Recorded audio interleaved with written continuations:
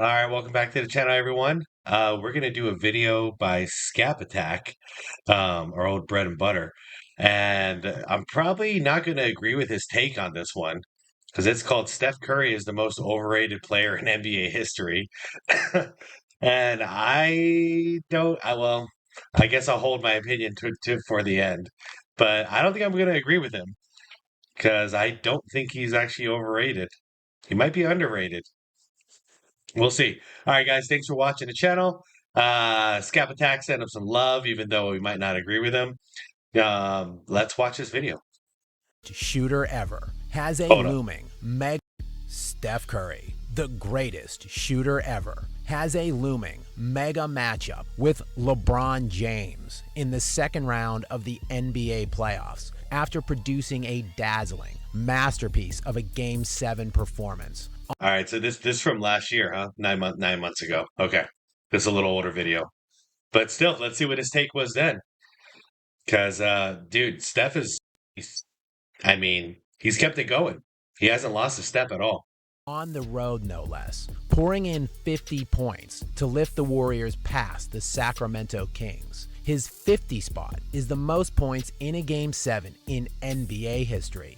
But with the drumbeat for Steph Curry already being a top 10 player of all time, the mounting narratives to make him a top 5 player, or possibly even arguably the GOAT, will only get louder the closer he gets to a 5th ring. So with that in mind, let's review the reasons why Steph Curry is the most overrated player in NBA history. Yo, what's up, guys, and welcome. I see his angle. Yeah, dude, he's not the GOAT. So anybody out there calling him the GOAT, dude, you gotta check yourself. It's not the case. He is one of the greatest of all time, and he is the greatest shooter of all time. But he's not the GOAT, dudes. Welcome into the channel. If you enjoy the video, please click that subscribe button below. Now let's get into it. And before we get started, let me first point out that there is an obvious paradox within sports. It is possible to both be great and simultaneously overrated at the same time. I know this concept will be difficult for many to wrap their minds around. I agree. I think LeBron James is there, one of the greatest of all time, but he is overrated.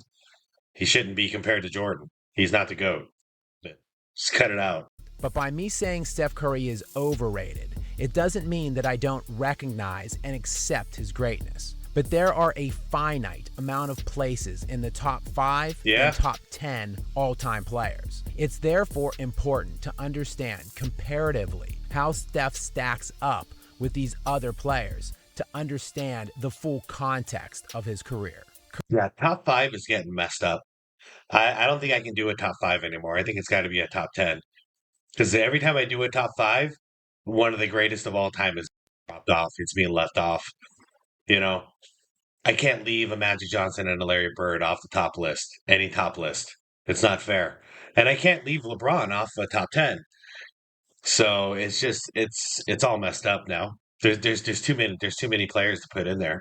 Curry has had a relatively unexceptional career from a bulk stat accumulation standpoint, as he is 35 years old currently, and we can find him 43rd on the all-time scoring list. And for context, LeBron James, Kevin Durant, James Harden, Russell Westbrook, and Chris Paul are the active players with more career points than Steph Curry. Well, don't worry, Steph is coming for you. Meanwhile, Curry is 45th in NBA history on the assists list. Current active players with more assists than Curry include Chris Paul, LeBron James, Russell Westbrook, James Harden, Kyle Lowry, Drew Holiday, and Mike Conley. Curry does fare better in the playoffs, as he is 13th all-time in playoff scoring, but still far below LeBron James and Kevin Durant for active players. For additional context, he is still 200 points below Tony Parker on the all-time playoff scoring list and nearly 2,000 points below Kobe Bryant. Curry has the 17th best point per game average in NBA history, averaging 24.62 points per game. Joel Embiid, Kevin Durant, and LeBron James all averaged roughly 3 more points per game for their careers than Curry, Oh, with there's even his classic Damian music. Lillard and James Harden ranking higher than him in terms of current active players. In this era of lackadaisical and non-existent defense, illustrated by the rising scoring and pace of play, individual efficiency is also at sky-high rates. During Steph Curry's 14-year career, average NBA scoring per night is 105 points per game, and it has been on the rise drastically for the Yeah, last I think we're at 115 now. 5 years in particular, with average nightly scoring swelling to 112 points per game over that span. For comparison, over Kobe Bryant's entire 20-year career, running from 1996 to 2016, average nightly scoring was just 97 points per game on average. As a consequence, player efficiency and scoring rates were much lower during that time. Only one player that played the entirety of their careers during that 20-year span is in the top 20 of all-time PER, and that was Tim Duncan at 17. In this shooting percentage was down too because same reason. The defense was crazy. That's what makes the whole 49% career uh, for Jordan insane. Insane that he pulled that off in such tough eras. era, we have an absurd 9 players in the top 20 all-time in PER, with Curry being 20th on that list. The active players above him are Nikola Jokic, LeBron James, Anthony Davis. Damn, man. Joker's coming for you, Jordan. God damn, Joker. Kevin Durant, Giannis Antetokounmpo, Karl Anthony Towns, James Harden, and Chris Paul. It's impossible to review the raw numbers and conclude that a guy in Steph Curry, who has fewer points than Gary Payton, a lower career scoring average than Damian Lillard, and a lower career PER than Karl Anthony Towns, is a top 5 or even top 10 all-time player. But what about his peak dominance? Steph Curry has been named All-NBA First Team 4 times, Second Team 3 times, and Third Team once. That is Dude, look at 8 that arc. All-NBA team selections in The his arch. 14-year career. For comparison to other guards in this era, James Harden has 7 All-NBA team selections, Russell Westbrook has 9, and Chris Paul has 11. For some historical context at the guard spot, Gary Payton had 9 All-NBA selections, Magic had 10, Stockton had 11, Jordan had 11, Jerry West had 12, and Kobe Bryant had 15. It's obvious Curry's impact cannot be felt in any tangible number or metric, but he has been the most successful player in this era, winning 4 championships and marching potentially to a 5th. So let's Yeah, it's one of those things. If Steph didn't have 4 championships under his belt, I mean, him and Damian Lillard, they look pretty similar in a lot of ways. No, Dame can't shoot like Steph. I know. I'm just saying they're kind of similar. But if Dame had 4 rings and Steph had 0, who'd we be saying was better? We'd be saying Dame was better. you know. But no, hands down, I'm not gonna sway from this the entire video. Steph Curry is the greatest shooter I've ever seen in my entire life. Like he's God's gift of shooting. Let's drill in and examine these championships a bit closer. I think it's important to point out, firstly, that Steph Curry played 5 full seasons in the NBA prior to Steve Kerr's arrival. During those 5 years, Curry averaged 20 points per game, made 1 All-Star team, and was named All-NBA third team once. The Yeah, he was Warriors injured had a all the time, record too. over that span of time of 183 and 211, and Curry won 1 total playoff series. Kerr's impact cannot be overstated in Curry's success, nor can the supporting casts Curry has had the luxury of playing with. In 3 of his 4 championship wins, Curry has had at least 2 additional All-Stars on his team. In all, Curry has played in 6 finals, and in those seasons, he has played with teammates who were named to 12 All-Star games in those 6 years of. Okay, I'm gonna stop him right here because okay, those 2 years with KD, unfair. I'm with it 100%. Wasn't fair. You know, There's no way outside of injury, which proved to be the case, that the Warriors were not going to win. It was stacked. But all the years, so what? He's got two rings with KD. He's got two rings without KD. Those two rings without KD, that's legit. That was legit. I know he's got a Splash Brother. I know he's got Draymond, but dude, those are like Draymond's a hell of a defender and a great role player and a leader and crazy motherfucker as well. But and Clay is a great shooter. But yeah, man, it was not like the deck was stacked. Steph had to be Steph and the best version of Steph in order to win. Runs. For comparison, Michael Jordan played with only one All-Star in Scottie Pippen for all 6 of his finals runs, and Pippen was only named an All-Star 4 times out of the 6 years. Kobe Bryant, who is notoriously disparaged and said to have been carried to 3 of his championships, played with only one other All-Star in all 5 of his championship runs. The most All-Stars any single Michael Jordan or Kobe Bryant team had that made it to the finals was 2. Kobe and a teammate, Jordan and a teammate. No all-time great has ever. To be fair, Kobe had Lamar Odom too, which was kind of like 80% of a Pippen. So he had Lamar and Powell.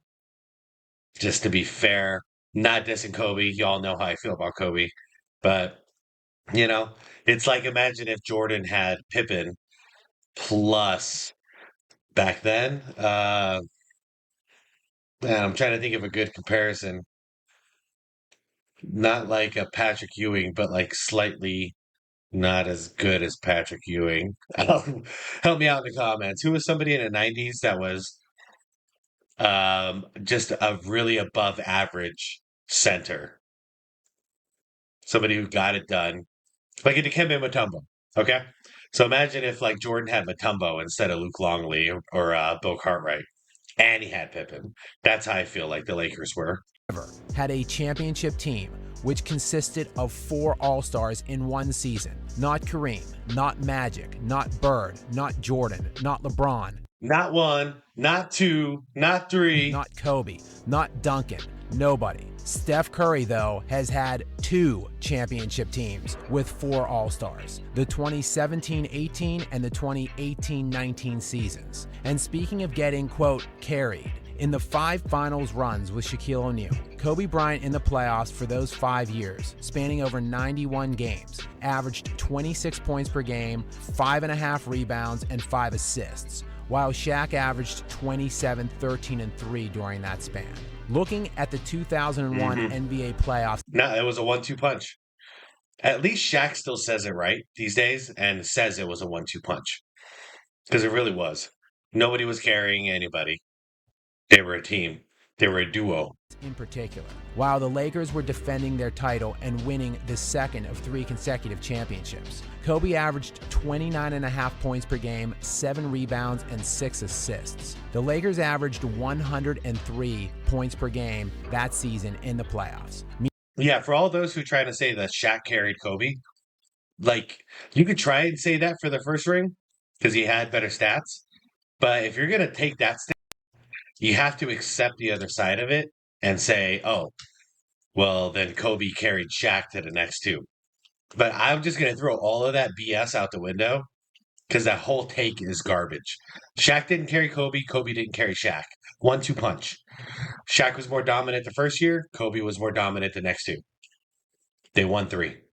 Meaning Kobe scored or assisted on 41% of his team's points during that playoff run. For comparison, the highest percentage of his team's total offense that Steph Curry has ever produced in any of his 4 title runs was 39%. So Kobe, being carried, was better than Curry at his absolute best. And Kobe, according to many, is only a fringe top 10 player, while narratives and Kobe, I just wanted to see that little clip. Scap's always got good ones. Percentage of team's offense in a title run. Prime Curry was 39, and young buck Kobe was 41. Damn. At shooting guard, no less, because Curry's the point guard, so the ball's in his hand more. Interesting. And the Lakers were playing a triangle, which means the ball wasn't really dominated by Kobe. Very interesting stats, yeah. At his absolute best. And Kobe, according to many, is only a fringe top 10 player, while narratives for Curry as the GOAT are actually starting to crop up more frequently. In terms of competition, Steph Curry has played 18 50-plus win teams in the 28 playoff series he has played in thus far.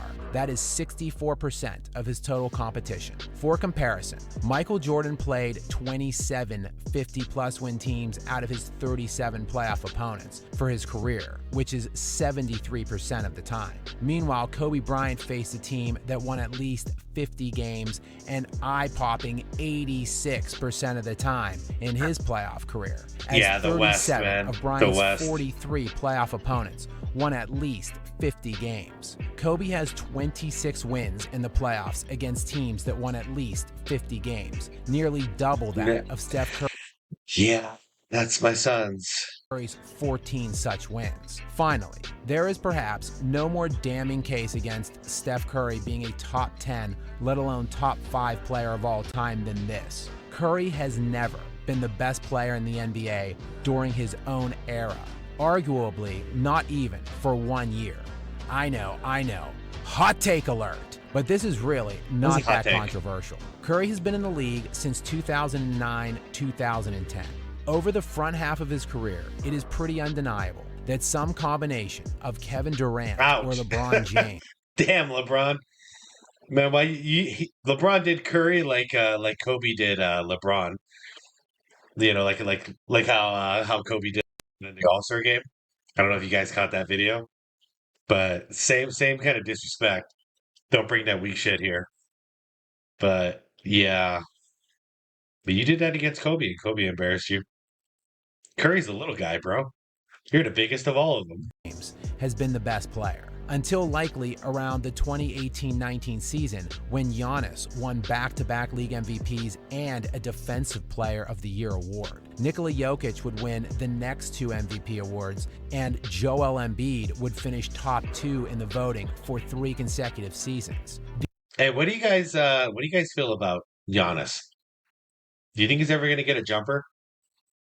Like, will he become a complete player? Or will he slowly start to fade off because he's relying on charging towards the basket constantly? 'Cause I don't know about him. I love Giannis. I'm a big Giannis fan, but the last 3 years I'm seeing the same guy, and I'm wondering if he's ever gonna expand, or is he gonna be like a Blake Griffin who plays really good defense? I don't know. I don't know.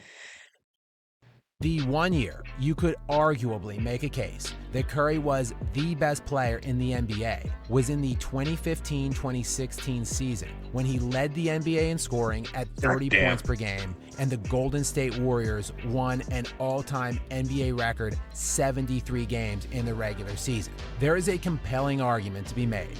Not only was this easily his best season ever, but also the one and only year he was the best player in the NBA. However, in this year, he also became the only player in NBA history to blow a 3-1 series lead in the NBA Finals. His 73-win Warriors team had a 3-1 lead on LeBron James.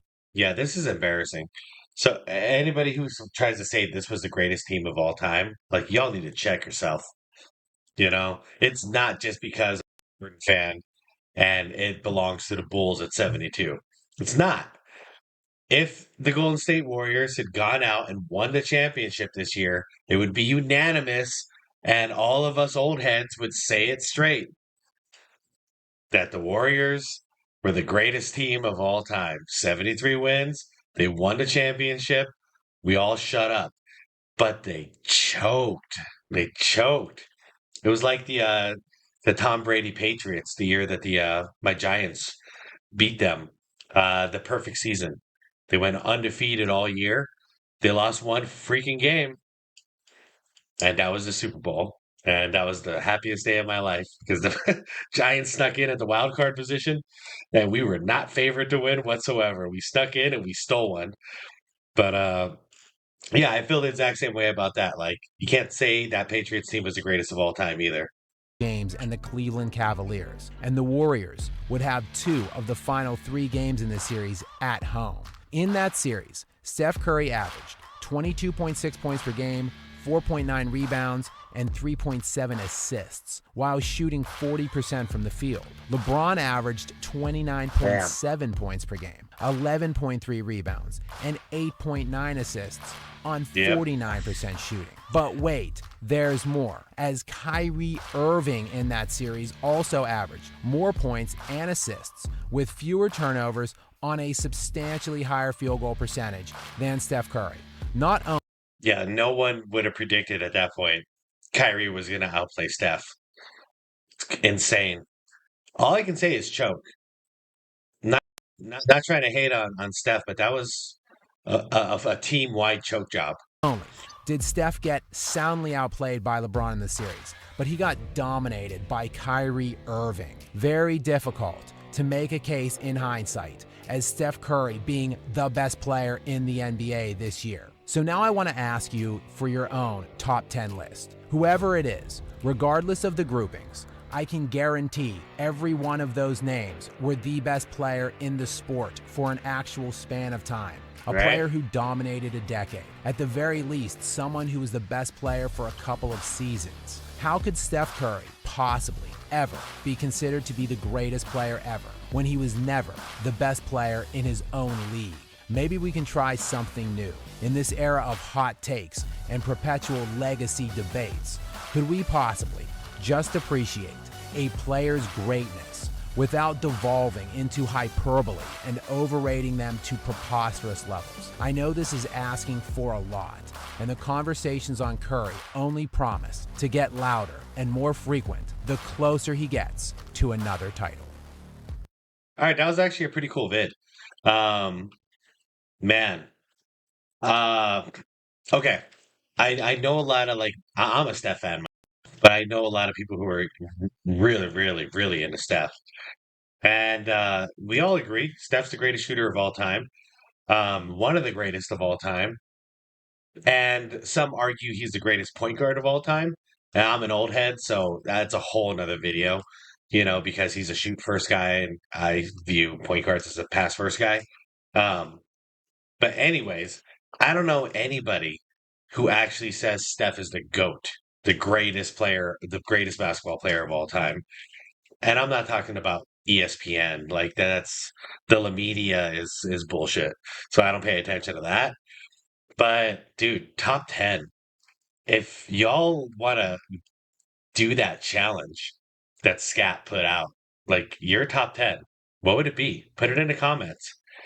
Also, if you want to comment on who the greatest point guard of all time is, and is Steph even considered as one of the all time, in the GOAT conversation. Me for top 10, I can't even do an order off the top of my head anymore. I got Jordan, I got Kobe, I got Braun, I've got Bird, I've got Magic, I've got Kareem, I've got Russell. Um, hell, I've got Shaq because of his prime. Um, and I got 2 more to go, and I don't know what to do with those two because there's so many other players who can go in there. So I can't do it off the top of my head. Guys, there's to my top 8 off the top of my head. Give me your top 10 down below. Shoot Scap some love. Shoot me some love as well. I appreciate it. Thank you for watching my channel. I'll see you on the next one. Peace out.